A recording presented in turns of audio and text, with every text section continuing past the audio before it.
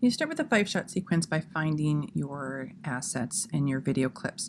So in Assembly, you have a lot more room to find these clips and you can scroll through them.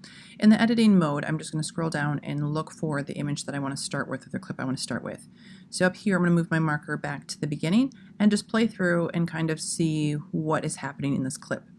Now the gray areas where I've marked in and marked out the section of the clip that I'm going to use. Once I've done that with my I and O keys, I'm going to drag it down into the timeline and I get just that section. So I'm going to play through my next one and just look for which parts I want. I want this entire clip. So I'm going to go up here and again drag this down into my timeline and stack my clips right next to each other. On the left, of course, you have your preview window. On the right, you have your composite. And as I'm going through, parts you can see in gray I've marked in and out already, and I'm just checking for how much of the clip I want. So I'm going to continue just going through and stacking all the clips into the timeline for everything I'm looking for.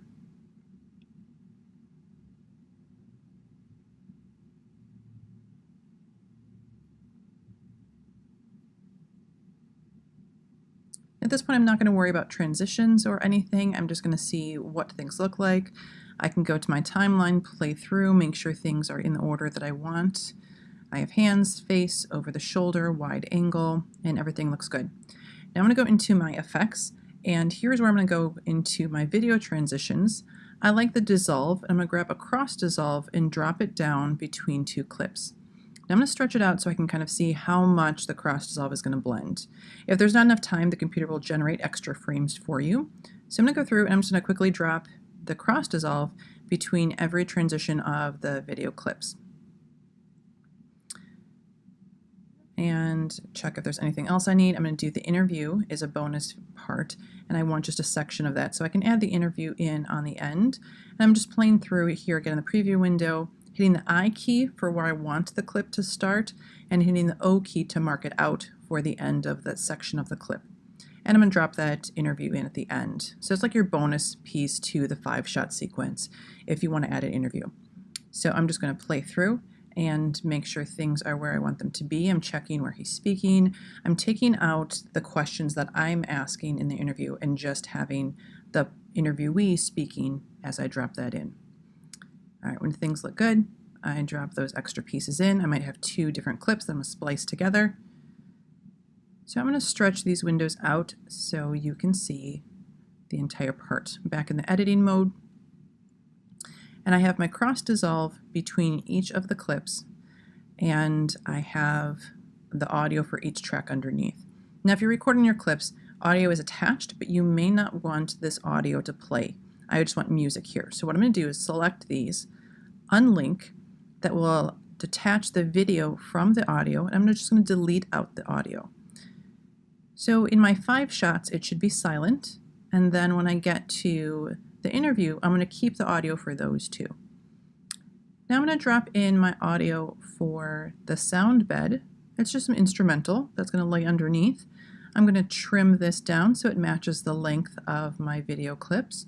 And as I play through, it should just be instrumental music behind the visual.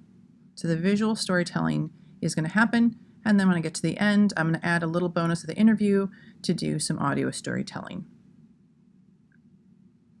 So I'm stretching out the audio so that you can see the different sound levels and the balance between these audio clips.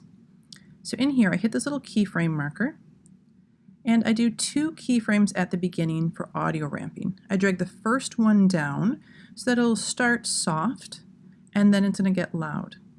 So through the middle here, I'm going to add another keyframe where the interview starts, add in 2 keyframes so I can take that and drop it down. So the background music will get quieter as my person starts to speak. So I audio ramp down as my interviewee is speaking and talking to us about what he's doing. And you can play with that until you get the sound levels correct. You want to make sure your voice can be heard and that the sound bed is really truly just background music. Now if you find you can't hear the person speaking, you can just go into the audio like this and raise your audio up so that track is louder. Now at the top of your screen you have an audio button or audio tab. You can also go into that panel and just shift each track so that your audio on track 1 is louder than your audio on track 2. There's lots of different ways, but you can see my audio ramp here. It ramps up, goes across, and then ramps down when my person starts to speak. If I'm all set, what I'm going to do is export this. And I like to export as H.264, so you get an MP4, so you can use it on any platform. And I'm just going to go save that into the folders that I need, my 5-shot sequence folder, and then I would just export. If you have a long thing you're working on, you can queue it so that you can still work while it is rendering.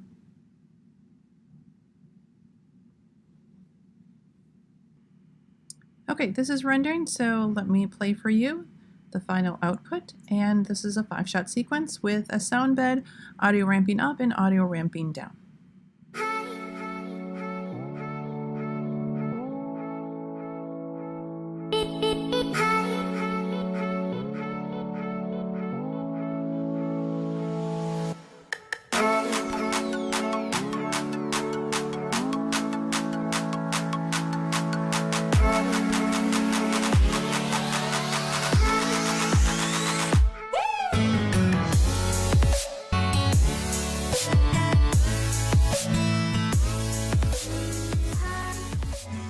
Today I was presenting for the freshmen, incoming sophomores.